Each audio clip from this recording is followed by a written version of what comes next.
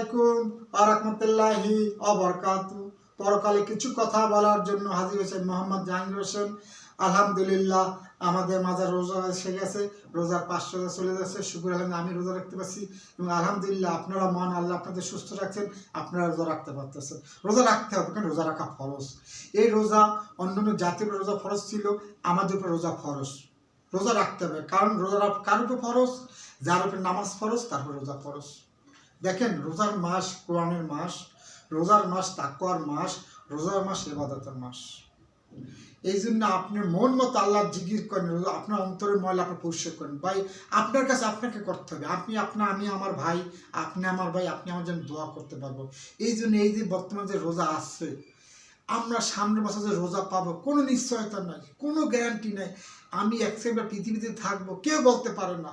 তাই রোজা আসছে, রোজার হুকুম সঠিকভাবে মেনে নেন। এই রোজার মাসে রেখে যে আপনি যে রোজা রাখছে, রোজার তার তো একটু বিচার করেন। আপনি রোজা রেখে রোজার চোখে হেফাজত, কারণ সর্বাঙ্গ যতটুকু পান করে যান, কেন আপনি রোজা রাখছেন। রোজা অন্য অন্য দিনের মতো আপনি চলতে পারেন, একটু সাহসিকভাবে চলেন, একটু আদবশে চলার চেষ্টা করেন, কারণ রোজার মাস ফজিলতের মাস। এই রোজার পুরস্কার মহান আল্লাহ নিজে দেব। এত কেন মহান আল্লাহ দেব? আমরা আল্লাহ আছে বিশ্বাস করি, কিন্তু আমরা চোখে মহান আল্লাহকে দেখি নাই। আল্লাহ আছে বিশ্বাস, মহান আল্লাহর পবিত্র বাণী পাইছি, হাদিস পাইছি, চন্দ্র সূর্য পৃথিবী দেখছি, সব আল্লাহর নিয়ামত।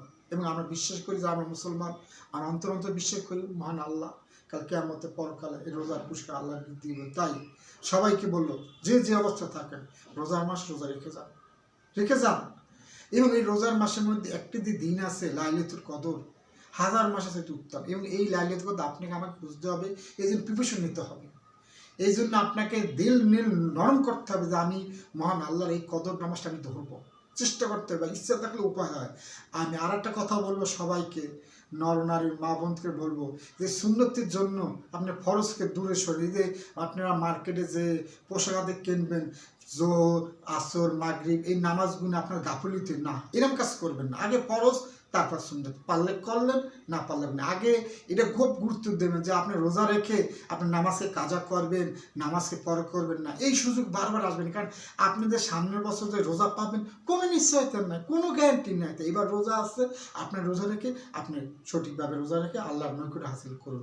দেখেন হুজুর সাল্লাল্লাহু আলাইহি ওয়াসাল্লাম হাদিস আমাদের সামনে মনে পড়তেছে, ওনার কোরআন সুন্নাহ হাদিস বলছে, হুজুর সাল্লাল্লাহু মিম্বারের সময় বলছে আমিন আমিন আমিন। তখন পরে সাহাবীরা জিজ্ঞেস করলেন, হে আল্লাহ রাসূল, আপনি আমিন আমিন কেন বললেন 3 বার? তখন জিবরাইল সালাম বলছে যে আমার সাথে জিবরাইল সালাম বললো যারা রোজার মাস পেয়ে গুনাহ রাশি মাফ করতে পারলো না, তখন বললাম আমি আমিন। যারা পিতার মাতাকে পেয়ে পিতার মাকে রাজি খুশি করতে আল্লাহর নৈকট্য পারলো না, তখন বললাম আমিন। আমার নাম শুনে যারা দুধ পড়লো না তাদের শুনে বললাম আমিন।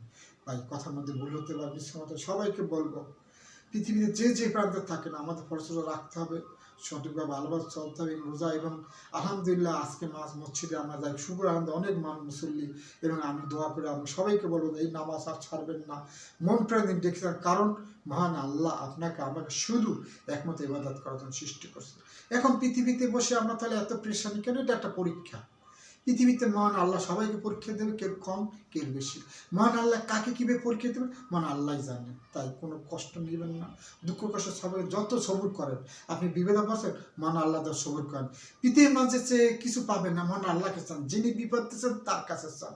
আজকে মানুষ বিপদে বলে মানুষ হাত পেতবেন না, হাত পাতলে মহান আল্লাহকে হাতের রহমতের দূরে চলবেন। তাই সবাইকে বলো দুঃখ কষ্ট যে যেভাবে থাকেন 5 ওয়াক্ত নামাজ পড়েন, নবী তরিকে চলে। ভাই, কথা মধ্যে যদি ভুল হয় আলোচনা করেন, সাধারণ নগণ্য মানুষ, আমি আপনাদের সামনে দুটো কথা বলি এবং আমার কথাগুলো সবাই দেখার সুযোগ করে দিন। ভাই, আজকের মতো বিদায় নিলাম। আল্লাহ হাফেজ। আসসালামু আলাইকুম ওয়া রাহমাতুল্লাহি ওয়া বারাকাতুহু।